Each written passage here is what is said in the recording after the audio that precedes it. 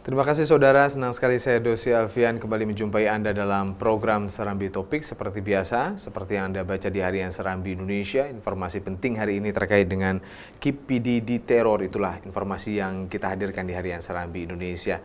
Apa yang melatar belakangi informasi ini dijadikan headline di tengah begitu banyak informasi yang lain? Kita akan berbicara mengenai hal ini bersama redaktur multimedia Harian Serambi Indonesia, Bung Arif Ramdan. Assalamualaikum Arif. Waalaikumsalam, Dosi. Apa kabar Bung? Kabar baik, Alhamdulillah. Terima kasih atas waktunya sudah hadir di studio Kompas TV hari ini, dan apa yang melatar belakangi kita di tengah begitu banyak informasi dari Sertijab, kemudian juga informasi-informasi politik lainnya juga yang kita hadirkan di Harian Serambi Indonesia, tapi kita melihat bahwa teror bagi KIP PD jauh lebih penting dijadikan headline.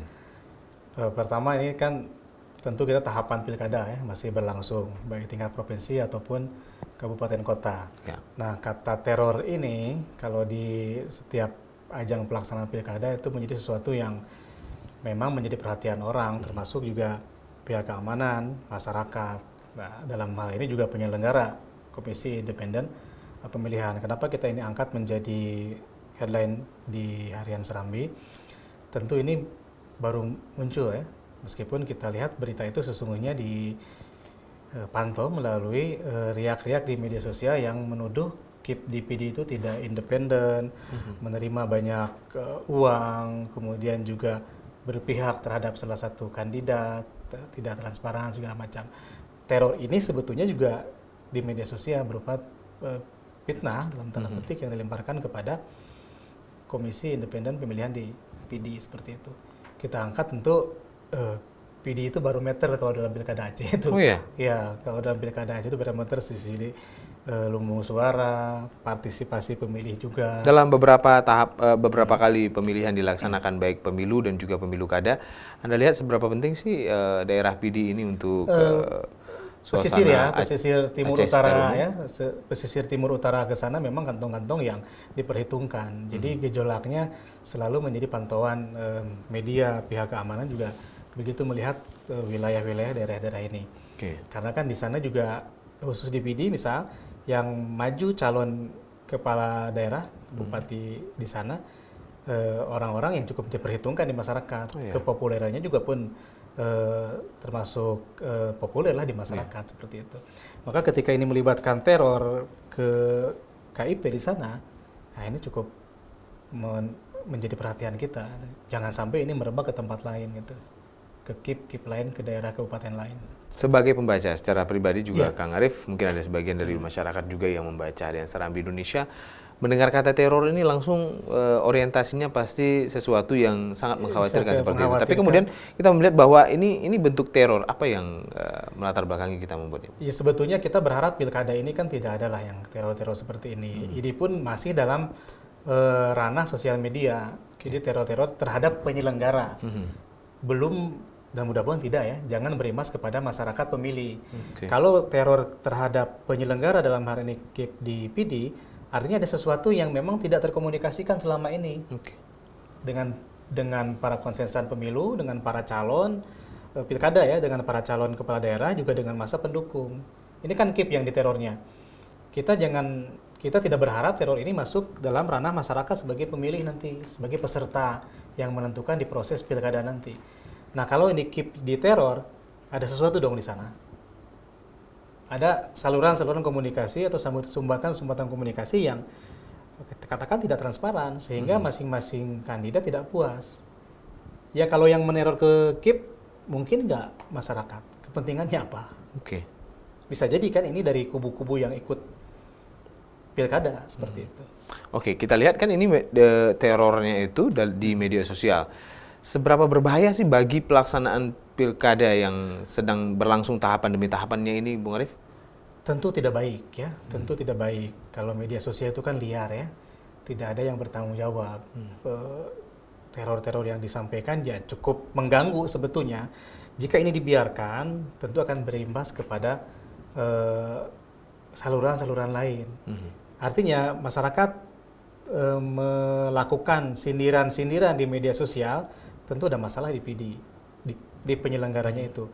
Tolong dia segera dicarikanlah solusinya, segera dikomunikasikan. Ada tahapan-tahapan yang kira-kira belum sesuai dengan kebijakan, tahapan-tahapan yang belum pas dengan aturan, ya segera diperbaharui. Konon juga kita di sini melihat ada kubu-kubu yang di KIP itu sendiri ya terbelah. Ini yang kemudian memunculkan reaksi di media sosial. Oke, sampai kemudian juga kita menghadirkan informasi terkait dengan pernyataan dari Komisi A DPRK yang ultimatum KIP Aceh. Sampai saat ini bagaimana kondisi pelaksanaan tahapan demi tahapan di sana yang dilakukan oleh KIP? Benarkah kemudian terjadi kan permasalahan? Persoalannya kan persoalan yang kemudian mengemuka adalah soal berkas kelengkapan berkas calon bupati atau wakil bupati, termasuk dalamnya masalah ijazah misal. Kesehatan dan segala lain. Ini yang kemudian muncul sebetulnya disuarakan di media sosial tersebut. Ini yang Komisi A yang mengultimatum harus beres semua tahapan itu. Kalau memang tidak layak, berkasnya tidak memenuhi syarat, ya katakan tidak memenuhi syarat. Nah, ini ada tarik ulur di sini.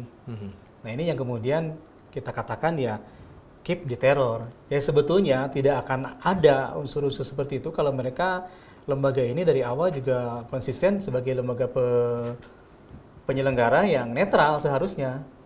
Pasti tidak akan ada tuh teror-teror ke lembaga tersebut. Oke, berbarengan dengan itu juga kemudian Harian Serambi Indonesia juga menghadirkan foto serah terima jabatan, dan kemudian juga yang menarik adalah ada kaitannya dengan pengamanan pilkada. Pangdam mengatakan tak ada alasan tak menyukseskan pilkada. Ini kan terkait dengan pengamanan pilkada juga, khusus untuk yang memberikan pengamanan seperti TNI, Polri, seperti itu. Teror seperti ini seberapa khawatir dan bagaimana backup yang harus dilakukan oleh pihak keamanan sendiri, Bung Arief? Kalau dalam pilkada tentu polisi ya nanti, pihak kepolisian, dan kita sudah beberapa kali beritakan bahwa Polri sendiri membackup pasukan ke Aceh untuk mengamankan pilkada. Kalau tidak salah sekitar 1.500 BKO yang datangkan dari Jakarta ke Aceh. Ya tentu kita berharap mereka juga nanti profesional dalam pengamanan. Nah, dalam hal ini tentara dalam serah terima jabatan kemarin Pangdam yang baru Bapak Tatang Sulaiman ya, menggantikan Pak Rudi Polandi, juga menyatakan apresiasi, menyatakan komitmen bahwa pilkada harus sukses.